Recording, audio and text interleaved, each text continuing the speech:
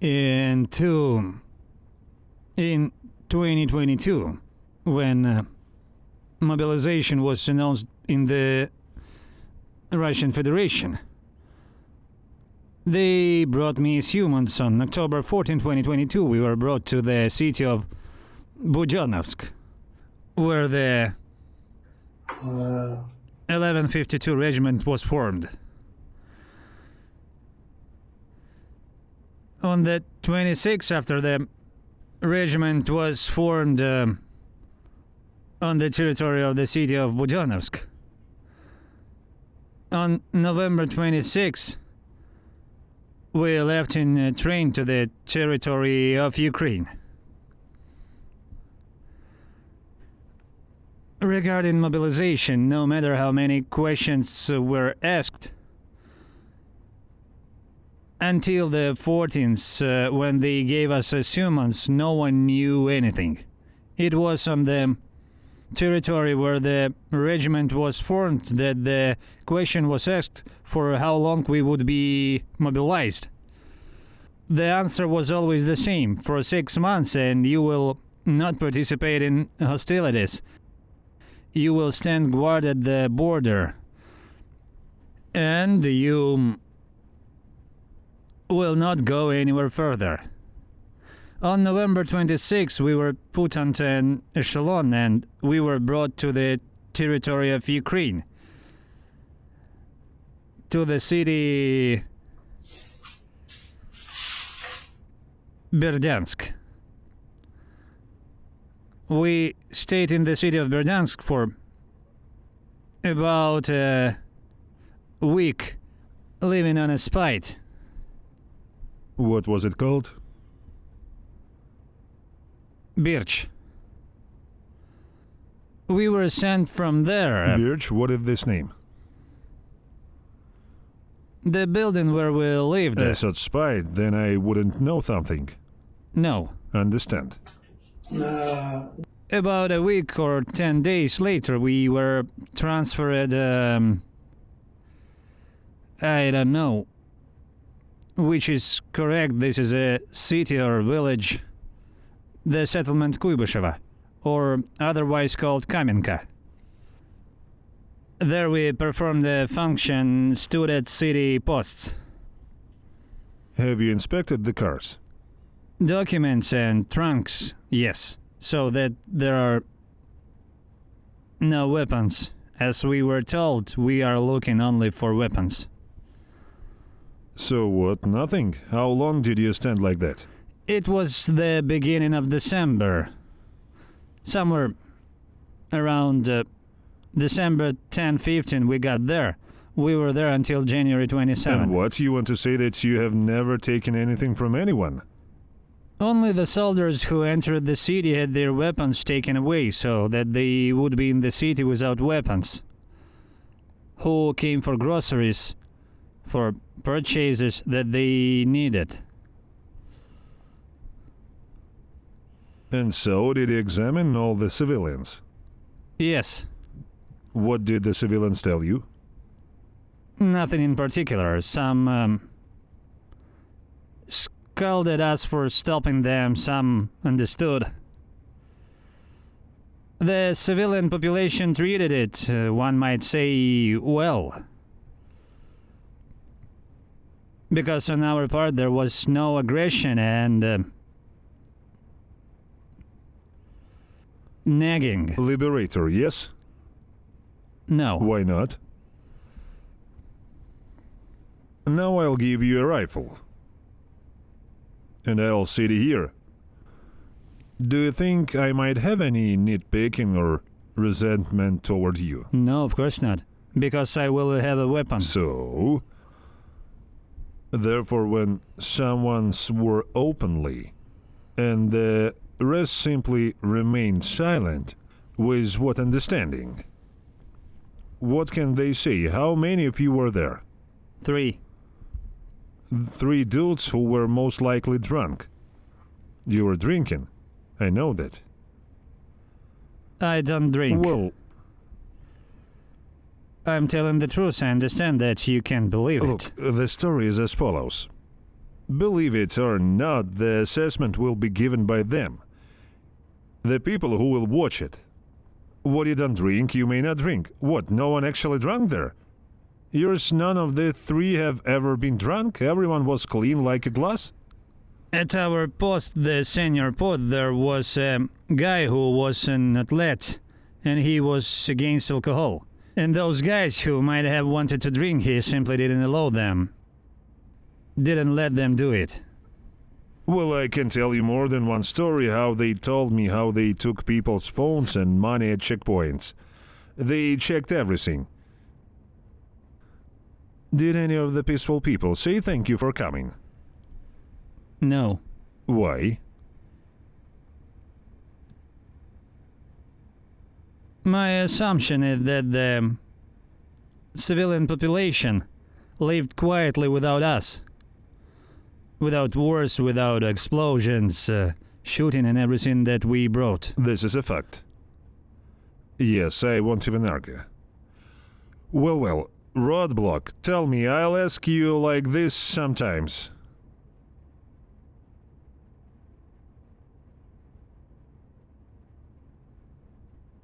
January. January, I remember the date. Is it 20? On January 15 or 16, me and another guy were released for 10 days on vacation. Clarification. When were you in this Kamenskoye? Where did you live? Near the checkpoint, an abandoned house. Who gave you permission to live there? The city commandant provided this house. Who the hell is the city commandant? For me, a Ukrainian. Nobody. Why the hell were you living in someone else's house? Before us, in an ordinary murder, just like the previous 600 people. Well, can you say that? Yes. Well, that's right, someone in else's house. There was no one there. Someone else's house, you're right. There was no one there. Where did the people go from there? Don't know. I don't know. Can I assume they were killed? And they buried them somewhere, and the house became vacant, because people, for example, were indignant. Well, it's convenient to have a house near a checkpoint. You're there, as I understand it, almost around the clock. If the house is near the checkpoint, there were about 6 of you there who are simply in shifts. Essentially, yes. We just changed. Yes. How did this happen? You're a military man. You had to have your own tent. A camp had to be set up. You looked at the nightstands, didn't you? The house, see what's there, what was there? Well, it's clear. Everything was already stolen before you, right? Yes, there was nothing in the house anymore. There was only a sofa and a bed in the house. That's it.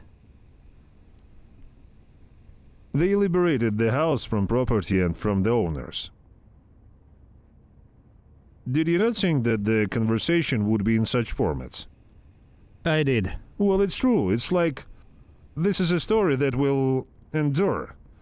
Previously, there were no such recording opportunities, and when I talked to 700 people from different departments, a picture, a trend is emerging.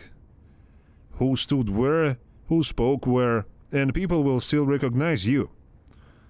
Because you're a textured person.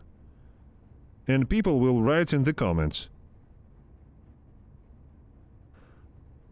We saw him, he went into the glove compartment.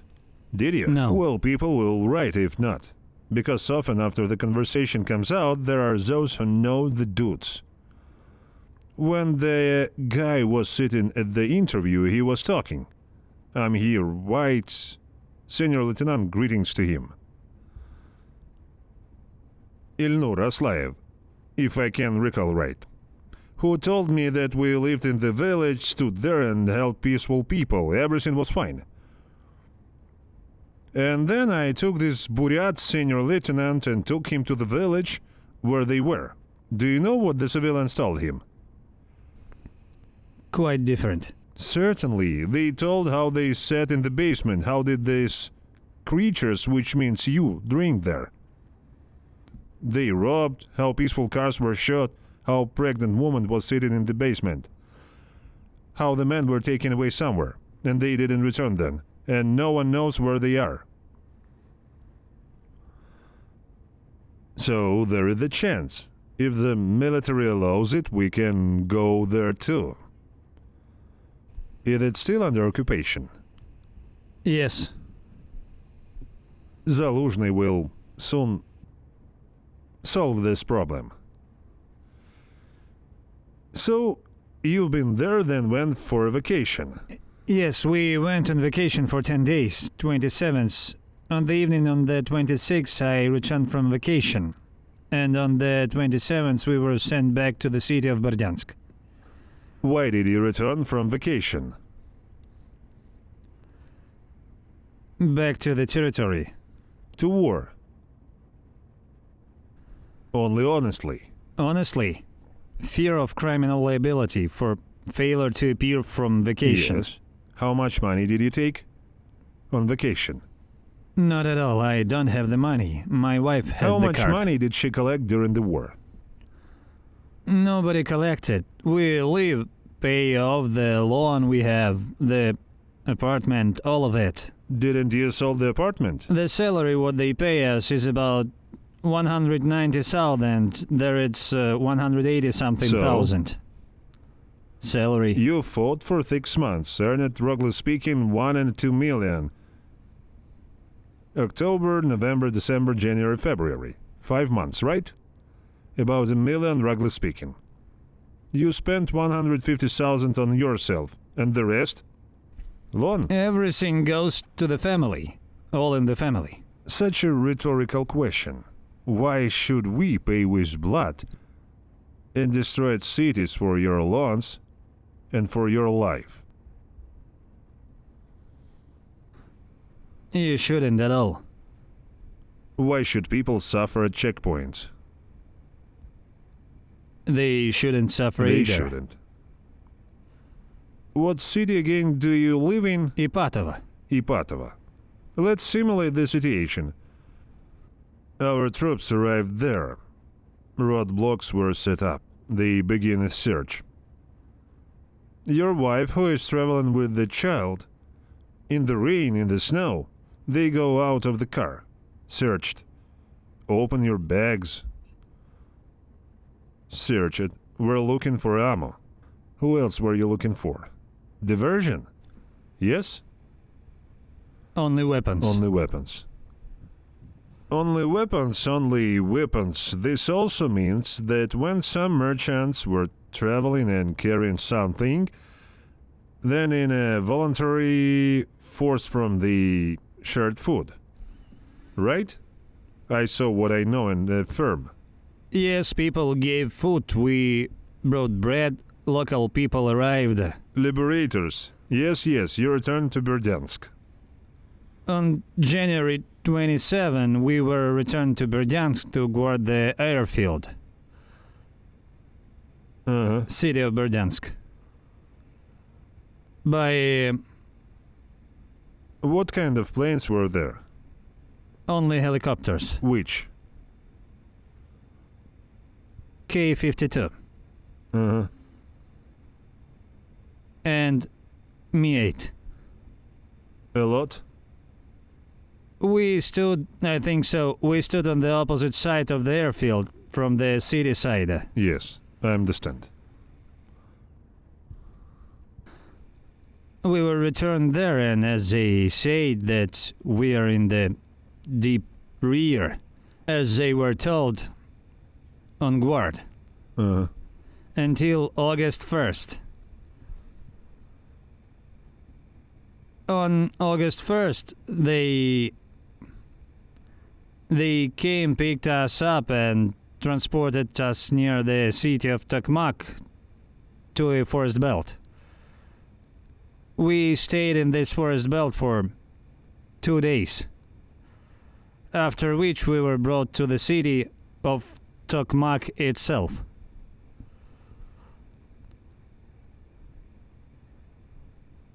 We were not given any tasks at that time. We are in the city of Tokmak and are waiting for the assigned tasks from the command. Where did you live in Tokmak? In houses. The houses were provided by the military.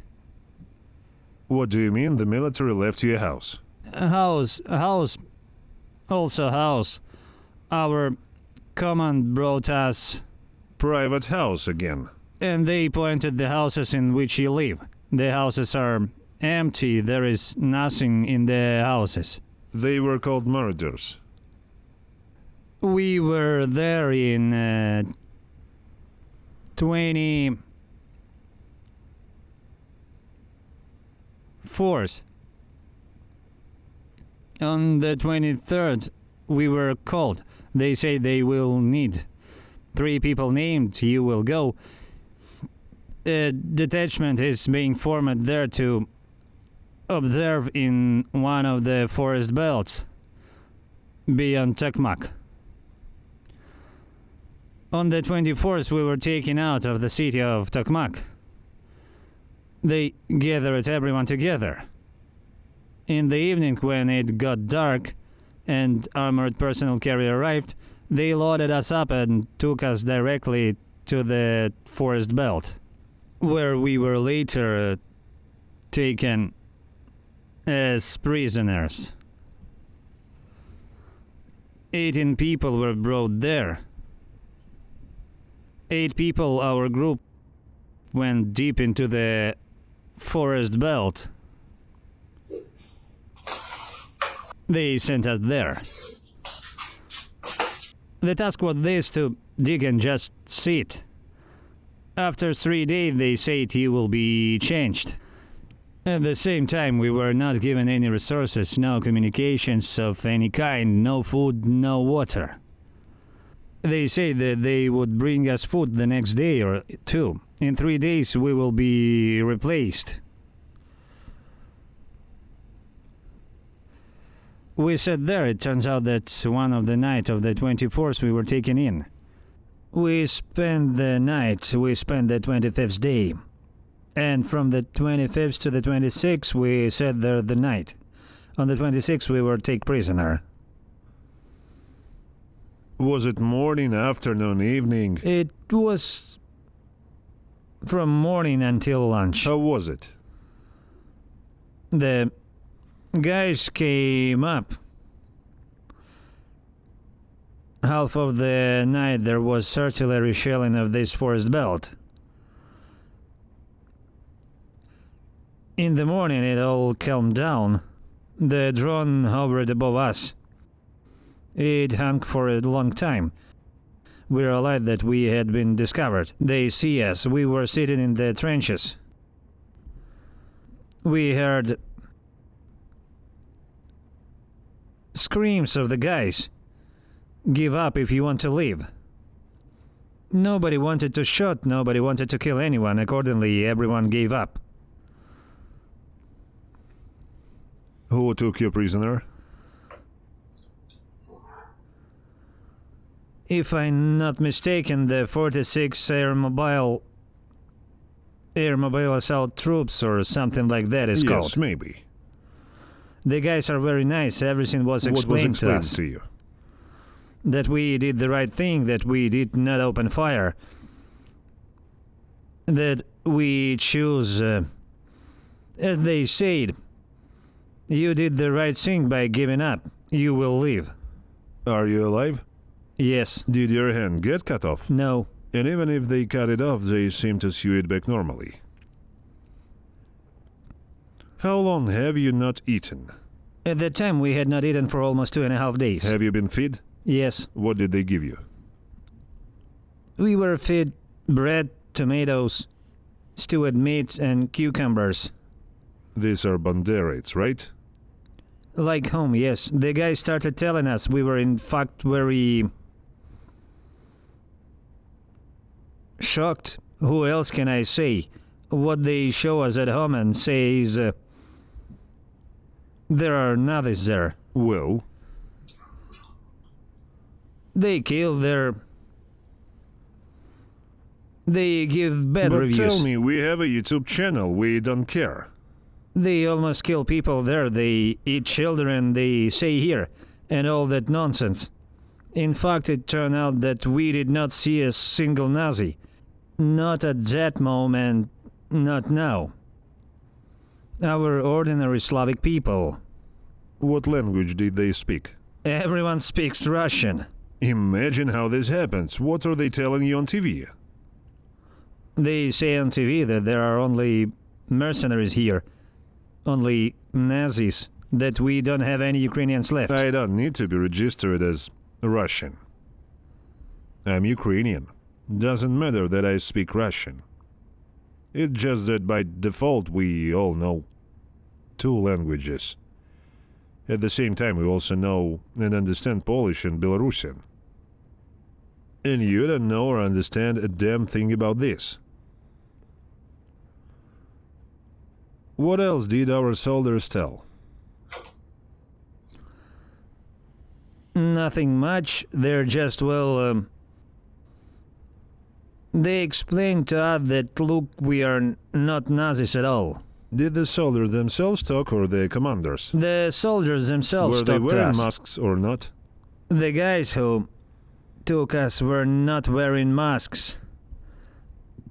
They weren't even afraid to show their faces. What are they afraid of? They are at home.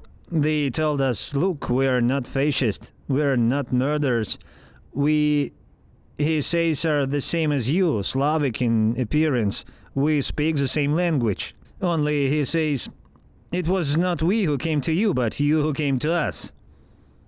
We are defending, he says, our country. What other truths did he want to tell? The guys also say that lately he says it has become very difficult to carry out our dead. Because he says you don't take your own. And when we evacuate our guys' bodies, the drones start attacking us.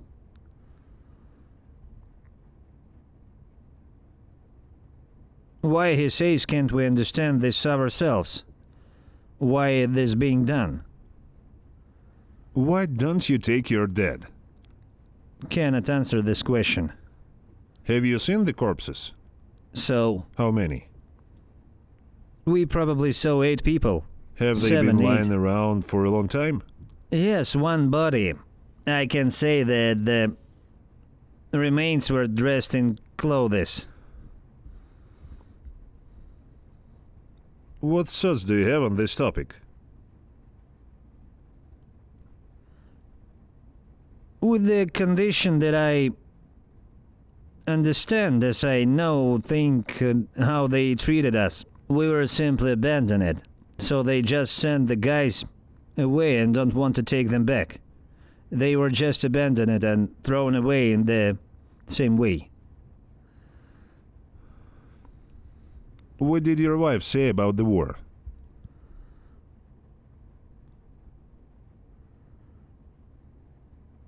Like a wife. My wife, like all my parents, were all against it.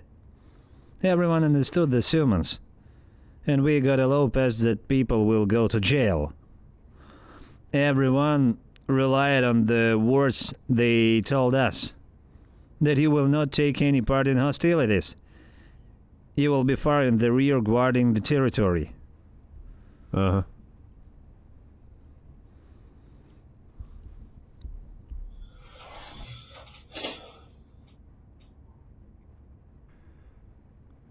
How will it all end? I'm not the one to decide. I know that the truth will win. Come on, you wanted to tell the truth, so you told it. Now we are relying on the structure that truth will win. Who is behind the truth? A simple logical question. What I see now at this moment here, I see that the truth on your side. What exactly is included in these words, the truth behind us? That people here don't suffer. People stand for their homeland, for their land. Nobody wanted any war with Russia. Why did this happen? I'm not a politician. I don't know why our... Not a politician. Kiev in 3 days. Have you heard such a phrase? Yes, I heard something. Yeah. What went wrong? 16 months. Where is your contract army? Personnel? Regular, fashionable Yes, war. I know it doesn't exist. You understand correctly. That's why they started mobilizing us. Mobilize without the letter R. Mobilize.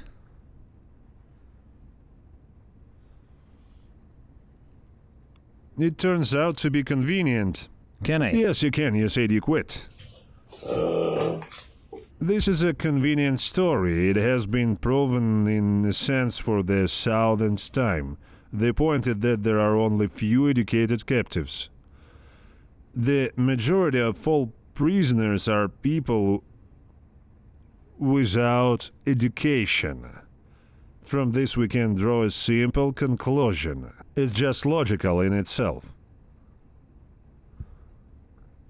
This is that a person who has no education, who is not interested in what is happening, is not interested in politics, it is very easy to take him and send him somewhere, just like their king did. Am I saying this correctly? Or not? Argue with me. I will be glad. I'm not going to argue with anyone. But know why. What is the population of your side? 140, roughly speaking. Yes, what about the population of my side? 80, I think. No, less. Less? Twice. 40. Yes. How is it that your super army, superpower as everyone called it everywhere, can do anything?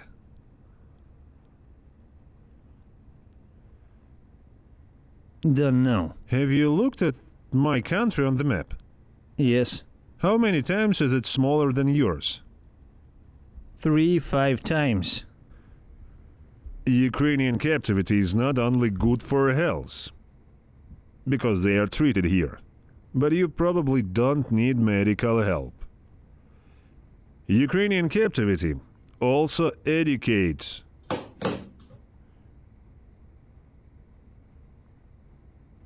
This is me. To your mother. Here we are, and here is your country. Uh-huh. How many times? Dozen of times. Dozens of times. What does it say? Yes, it will be so. Because free people live here, and slaves live here. Slaves are sent here to die. They go and die. Smart slaves surrender. Why slaves? Because what option did you have? Or go die, or give up. Or go to jail. Even at the military registration and enlistment office, they told you if you run, you will go to jail. Yes. How many years would you go to jail for? Then they scared us from 5 to 8. What about after prison? Go to the assault. Yes, this is what scared everyone. Or the army. Go mobilized, you will stand far in the rear on guard. Or you will be imprisoned and sent to stormtroopers. Let's play a cool game. You will count on your fingers how many times your vast country has deceived you. Well, more precisely, the king. And Shoigu, and then we'll call someone. You will choose either Shoigu or Putin. Well, we most likely won't go through to Putin, so either Shoigu or his press secretary Peskov. Do you want to talk to him? No. Why? Do you want to call military registration and enlistment office? Let's ask them how this happens. We'll actually find the military registration and enlistment office. This will be cool. They probably don't even know where we are. Of course not, they don't care. They have a plan to send. Drive people in. Certainly.